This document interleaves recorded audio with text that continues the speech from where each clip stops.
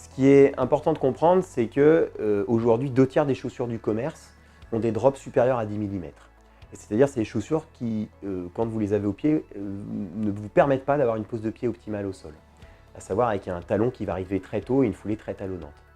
Quand on veut amener les gens à courir avec une chaussure avec un drop un peu plus faible pour essayer d'amener à avoir une pose de pied la plus naturelle possible, la plus économique et la moins traumatogène, cette transition doit se faire de façon progressive. Et passer d'emblée d'une chaussure de 12 mm de drop par exemple à une chaussure à 4, on peut avoir des sollicitations notamment de la chaîne postérieure, du mollet, du tendon, qui peuvent être traumatogènes pour les gens. Eh bien écoutez, avec la chaussure Simalp, commencez par une chaussure à 8 mm de drop, vous ne verrez absolument pas la différence avec votre chaussure à 10 ou 12. Par contre, votre pied va se poser de façon beaucoup plus naturelle. Et au fur et à mesure de votre pratique, vous allez pouvoir changer la semelle pour passer petit à petit à un drop de 6 mm, puis de 4 mm. On sait qu'aujourd'hui, un drop de 4 mm est globalement les drops les plus adaptés.